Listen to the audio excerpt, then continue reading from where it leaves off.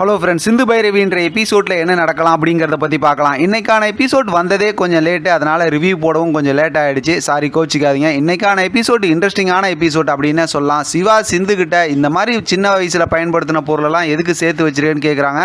அதுக்கு சிந்து அதெல்லாம் சொன்னால் உங்களுக்கு புரியாது டாக்டர் அப்படின்னு சொல்லிட்டு எப்பயும் பேசுவாங்களா அந்த மாதிரி குழந்தைத்தனமாக பேசி சிரிக்கிறாங்க. அதை பார்த்து சிவா ரசிக்கிறாரு. அடுத்து ஆறுமுகம் படுத்திருக்காங்க. பைரவி பக்கத்தில் இந்த மாதிரி அந்த பார்ட்டியில் நடந்த பிரச்சனையை பற்றி எதுவும் நீ அன்னபூர்ணி அவங்கள்ட்ட சொல்லிடக்கூடாது அப்படிங்கிற மாதிரி சொல்கிறாங்க. நீ என்னை காப்பாற்ற பார்க்குறியா பைரவின்னு சொல்லிட்டு ஆறுமுகம் கேட்குறாரு. இல்லை, உன்ன மாதிரி ஒரு முரடனை பிள்ளையா பத்திருக்கேன்னு சொல்லி கவலைப்படுவாங்க அப்படிங்கிற மாதிரி சும்மா காமெடித்தனம் பேசிட்டு போகிறாங்க. ரொம்ப கோபமாகவும் பேசுகிறாங்க. நான் தாலியை கழட்டி போட்டுருவேன் அப்படிங்கிற மாதிரிலாம் பேசிகிட்டு இருக்காங்க. அடுத்து சிவா பார்த்தோம் அப்படின்னாக்கா அப்படியே ஒரு யோசனையோடு நின்றுட்டு இருக்காரு. ஏன்னா சிந்து சொன்ன விஷயம்லாம் சிவாவுக்கு அப்படியே ரொம்பவுமே ஒரு மாதிரி எமோஷனலாக ஆகிடுச்சு. அடுத்து சிந்து பக்கத்தில் என்னாச்சு, தூக்கம் வரலையா, சரி வாங்க உன்னை தூங்க வைக்கிறேன்னு சொல்லி ரூமுக்கு கூப்பிட்டு போய் படுக்க வைக்கிறதுக்கு கூப்பிட்டு போகிறாங்க.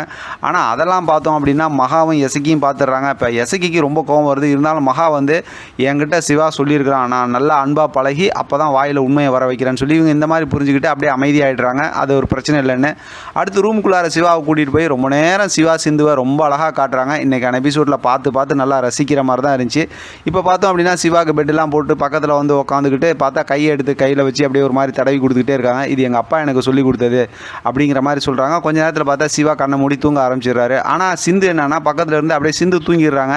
அதுக்கப்புறம் சிவா கண்ணை முழிச்சு எப்படியோ என்னை தூங்க வைக்கிறேன்னு சொல்லி நீ தூங்கிட்டல அப்படிங்கிற மாதிரி சொல்லிட்டு நடந்த விஷயத்தை பற்றியும் அதாவது ஒரு பாசமாக அந்த மோதிரத்தை போட்டு விடுற விஷயத்தை பற்றி சொன்னாங்களா, உன் கையாலே நீ இதை போட்டு விடுவேன்னு அந்த பல்லு வச்ச மோதிரத்தை அந்த விஷயத்தை நினைக்கிறாங்க. பஞ்சாயத்தில் பார்த்தோம் அப்படின்னாக்கா ஸ்னேகா சொன்னாங்கள்ல, அந்த ஒரு மாதத்துக்குள்ளார நீ என்னை கல்யாணம் பண்ணலன்னா உன்னை பழி வாங்கிடுவேன்னு சொன்னாங்களா, அந்த விஷயத்தையும் நினச்சி பார்க்குறாங்க.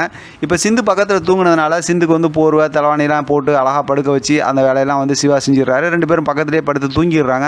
அடுத்து பார்த்தா காலையில் இங்கே ஆறுமுகம் தூங்கி எந்திரிக்கிறார். அவர் பக்கத்தில் காஃபி இருக்குது. அந்த பக்கத்து பார்த்தோம்னா பைரவி நடந்து போகிறாங்க. சரி, பைரவி தான் கொண்டு வந்து வச்சாங்களோ அப்படிங்கிற மாதிரி நினச்சிக்கிட்டு நம்ம பைரவியை சர்ப்ரைஸ் பண்ணலான்னு சொல்லிட்டு அங்கே வெளியில் முல்லைப்பூ இருக்கும். அந்த முல்லைப்பூவை எடுத்துகிட்டு போய் பைரவி கொடுக்குறாங்க.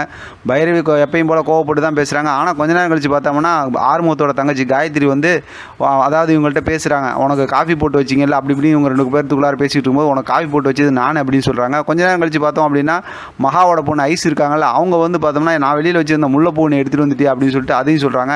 இப்போ அதையும் வாங்கிட்டு போயிடுறாங்க. அப்போ இவங்களுக்கு ஆறுமுகத்துக்கு பைரவியும் காஃபி போட்டு வைக்கல, பைரவிக்கு ஆறுமுகம் எடுத்துகிட்டு வந்த முல்லைப்பூவும் இவர் வாங்கிட்டு வரல. உடனே அதை பேசிக்கிட்டு இருக்கிறாங்க. அடுத்து எல்லாம் இங்கே சாமி கும்பிட்டுக்கிட்டு இருக்காங்க. அந்த இடத்துல பார்த்தோம் அப்படின்னா ஒவ்வொருத்தராக வரும்போது இப்போ வாசு இருக்கார்ல, அதாவது வாசு சிவாவோட அப்பா இருக்காங்களா, அவங்க பஞ்சாயத்தில் நம்ம நினச்ச மாதிரி தீர்ப்பு வந்துச்சுமா, இனிமேல் உன்னோட வாழ்க்கைக்குள்ளார சினேகாவும் சரி யாரும் வரமாட்டாங்கன்னு சொல்லி நல்லது சொல்லிட்டு போகிறாங்க. ஆனால் அதெல்லாம் கேட்டுக்கிட்டு இருக்க மகாவும் எசக்கியும் நீ பயங்கரமான நடிகை, நீ உனக்கு தெரியும் இல்லை மனசாட்சி எல்லாத்தையும் ஏமாத்தினது அப்படிங்கிற மாதிரி சொல்லிகிட்டு இருக்காங்க. அதோடு பார்த்தோம் அப்படின்னா இன்றைக்கான எபிசோட் முடிச்சிருக்காங்க. ஆனால் நம்மளை கொஞ்சம் ஏமாற்றிட்டாங்க அப்படின்னு தான் சொல்லணும். ஏன்னா நேற்று எபிசோட் லாஸ்ட்டில் பார்த்தோம் அப்படின்னா ஹாஸ்பிட்டலில் உட்காந்து சிவா ஸ்னேகாவை அப்படியே மிரட்டுற மாதிரி இருந்துச்சு. அந்த ஒரு மூமெண்ட் வரலேன்னு சொல்லி கொஞ்சம் கவலையாக தான் இருக்குது. அது ப்ரொமோவாக வரும்னு நினைக்கிறேன். நான் ப்ரொமோ வந்துச்சுன்னா நம்ம அது சம்மந்தமாக தெளிவாக பேசலாம். இதை பற்றின உங்களோட கருத்து கமெண்ட் பாக்ஸில் தெரியப்படுத்துங்க. தொடர்ந்து ஆதரவு கொடுங்க. தேங்க்யூ ஃப்ரெண்ட், தேங்க்ஸ் ஃபார் வாட்சிங்.